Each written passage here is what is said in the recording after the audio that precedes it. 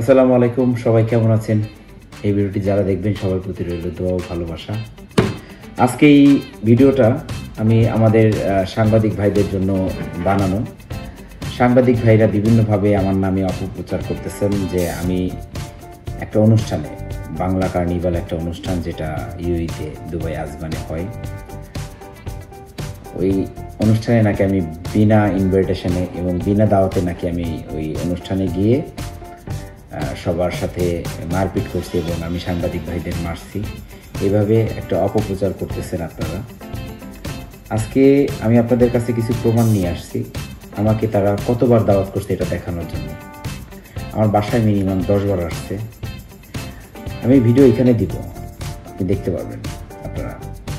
আমাকে ইমেল করছে, আমাকে হোয়াটসঅ্যাপ করছে এবং আমাকে 100টা গেট পাস, 100টা টিকিট দিছে, 100টা গেট পাস দিছে, যেটা আপনাদের জানি না আপনাদের কয়জনকে কয়টা দিছে না দিছে। আমাকে প্রায় 100টা গেট পাস দিছে এখানে, যেটা আমার সাথে মানুষজন, আমার যারা স্টাফ আছে এবং ভাই ব্রাদার আছে সবাই যদি যেতে পারে। আমি ওইখানে আমাকে দাওয়াত করতে আমি গেছি।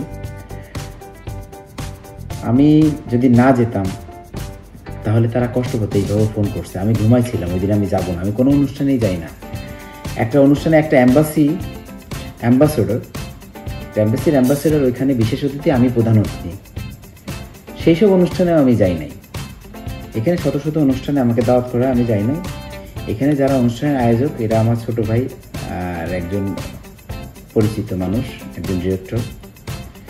এদের বিভিন্ন সময় বিভিন্ন রিকোয়েস্টে আমি এদের অনুষ্ঠানে যাই। এরা আমাকে ইমেল করে, হোয়াটসঅ্যাপে দাওয়াত দেয়, বাসায় এসে দাওয়াত দেয়। 10 বার আসছে মিনিমাম, আমার বাসায় এবং আমার অফিসে 10 বার আসছে।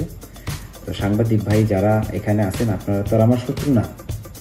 আপনারা যে মিথ্যা প্রচার করতেছেন, এই ভিডিওটা দেখার পরে আপনারা কোথায় যাবেন বলেন? আপনারা যেভাবে মিথ্যা প্রচার করলেন না জেনে, দেখেন এই ভিডিওটা আপনারা দেখেন। এখানে আমার কাছে সেই ডিরেক্টর সাহেব কেন মাপ চাবে? তারা আমাকে দাওয়াত করে নিয়ে সেইভাবে আপ্যায়ন করতে পারে নাই, কিংবা আমার সম্মান সেইভাবে এখানে ধরে রাখতে পারে নাই, বিধায় তো আমার কাছে এসে মাপ চাচ্ছে। এই যে ডিরেক্টর, দেখেন এরা তো এইসব অনুষ্ঠানের নাম করে এক বস্তা টাকা পাচার করে বাংলাদেশ থেকে এদেশে, বিভিন্ন দেশে টাকা পাচার করে। আপনারা জানেন অনুষ্ঠানে 150 লোক হয়েছে, 50 টাকা করে টিকিট। 50 টাকা করে টিকিট হইলে 7,500 দিরহাম বিক্রি হয়েছে। মানে খরচ হয়েছে প্রায় 7 লাখ দিরহাম। আর টাকা কোথা থেকে আসছে? কিছু টাকা আসছে এই অনুষ্ঠানে, কিছু খারাপ মেয়েদের নিয়ে আসছে। সব তো খারাপ না, কিছু খারাপ মেয়েদের নিয়ে আসছে। এদের দিয়ে বাংলাদেশের নাম বদনাম করতেছে।